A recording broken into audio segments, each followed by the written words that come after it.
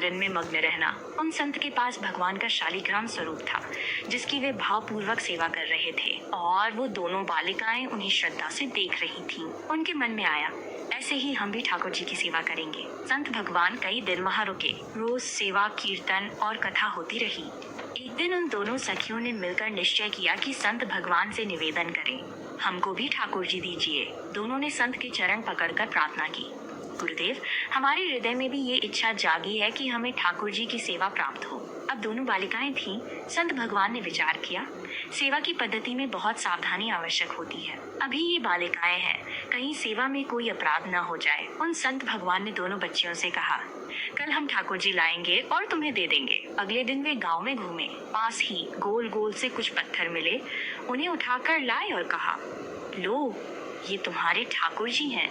दोनों बच्चियों ने दृढ़ विश्वास किया कि गुरुदेव ने जो दिया है वही हमारे भगवान हैं। उन्होंने उन पत्थरों को ही भगवान मानकर अपने हृदय से लगा लिया। अब एक जमींदार की पुत्री थी और दूसरी राजकुमारी। उन्होंने स्वर्ण के सिंहासन बनवाए और अपने ठाकुर जी को उस पर विराजमान किया। गुरुदेव ने उनके ठाकुर जी का नाम रखा सिलपिल्ले ठाकुर। दोनों बालिकाएं सिंहासन पर ठाकुर जी को स्थापित कर उनकी आराधना करती रहीं। प्रभु के प्रति उनका भाव निरंतर बढ़ता गया और ठाकुर जी का नाम जप उनके जीवन का अंग बन गया।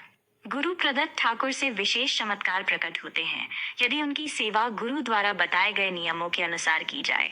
सिलपिल्ले बाई का विवाह। जब ये सखियां बड़ी हुईं तो उनके विवाह की चर्चा होने लगी। सिलपिल्ले बाई अर्थात राजकुमारी का विवाह एक राजकुमार से तय हुआ और विवाह संपन्न हो गया। जब उन्होंने अपने माता पिता से विदाई ली तो अपने ठाकुर जी को, जो सिंहासन पर विराजमान थे, एक सुंदर पेटी में रखकर अपनी गोद में ले गईं। उनका हृदय भीतर ही भीतर जल रहा था। प्रभु, मैंने तो आपको ही अपना प्रीतम माना है। संसार के व्यवहार में ये व्यक्ति मेरा पति कहलाता है, परंतु मेरे हृदय के प्रियतम तो आप ही हैं। दो प्रीतम कैसे हो सकते हैं? मैंने तो आपको ही समर्पण किया है। इन्हीं विचारों में डूबी हुई वो बड़ी उदासी के साथ विदा हो रही थीं। वे पालकी में बैठी थी।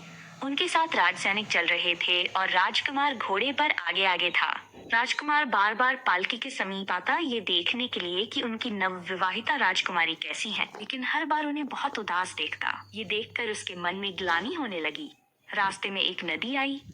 राजकुमार ने सैनिकों से कहा, यहाँ थोड़ी देर विश्राम करेंगे। राजकुमारी की पालकी यहीं रखी जाए और आप सब कुछ दूरी पर खड़े रहें। राजकुमार सिलपिल्ले बाई से बात करना चाहता था, परंतु वो न तो उसकी ओर देखती न ही कोई उत्तर देती। वह अत्यंत सुंदर थीं। राजकुमार के मन में जलन होने लगी। आखिर ऐसा क्या है जो ये मुझसे बात तक नहीं कर रही?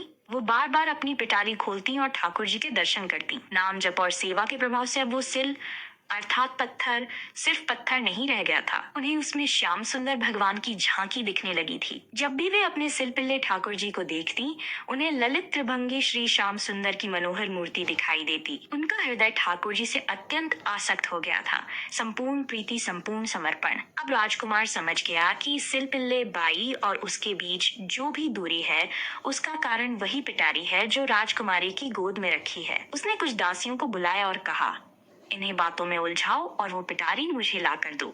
वे दासियां प्रवीण और चतुर थीं। उन्होंने सिलपिल्ले बाई को विनोद भरी बातों और हंसी मजाक में उलझाने की कोशिश की, परंतु सिलपिल्ले बाई उदासीन बनी रहीं। फिर भी एक दासी ने धीरे से उनकी गोद से वो पेटी ले ली और राजकुमार को दे दी। राजकुमार ने कहा, यही तो वो चीज है जो हमारे और तुम्हारे बीच में बाधा बनी हुई है। ये कहकर उसने वो पेटी नदी में फेंक दी। अब जो पीड़ा सिलपिल्ले बाई के हृदय में उठी वो असहनीय थी। उनका हृदय तड़प उठा।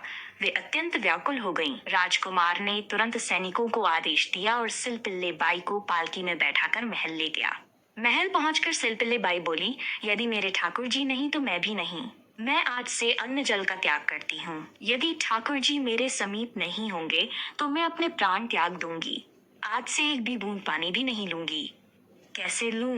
मैंने तो हरने वाला अपने ठाकुर जी को भोग लगाकर ही ग्रहण किया है, और अब मेरे ठाकुर जी को नदी में फेंक दिया गया है। ये मेरे लिए असहनीय है। अब राजकुमार भयभीत हो गया। पूरा महल इस विषाद से भर गया कि यदि नवीन राजकुमारी ने प्राण त्याग दिए तो लोक समाज क्या कहेगा। सब यही कहेंगे कि नई राजकुमारी ससुराल गई और वहां के लोगों ने ऐसा निर्दय व्यवहार किया कि उसने प्राण ही त्याग दिए। राजकुमार ग्लानि से भर गया। वो सिलपिल्ले बाई के सामने घुटनों पर आ गया और बोला, मैं आपको दुखी नहीं करना चाहता था, लेकिन मैं आपको छोड़ भी नहीं सकता। कृपया आप ही कोई उपाय बताइए जिससे आप मुस्कुरा दें, प्रसन्न हो जाएं। सिलपिल्ले बाई ने शांत किंतु दृढ़ स्वर में कहा, हम अपने ठाकुर जी के बिना जीवित नहीं रह सकते। यदि आप हमें जीवित देखना चाहते हैं तो हमारे ठाकुर जी को वापस ला कर दीजिए। अब ठाकुर जी को तो नदी में फेंक दिया गया था, वे कैसे वापस आ सकते थे? फिर भी राजकुमार अपने पारिवारिक जनों के साथ उस नदी के तट पर गया। वहां पहुंचकर उसने सिलपिल्ले बाई से कहा, तुम्हें ठाकुर जी से जितना प्रेम है,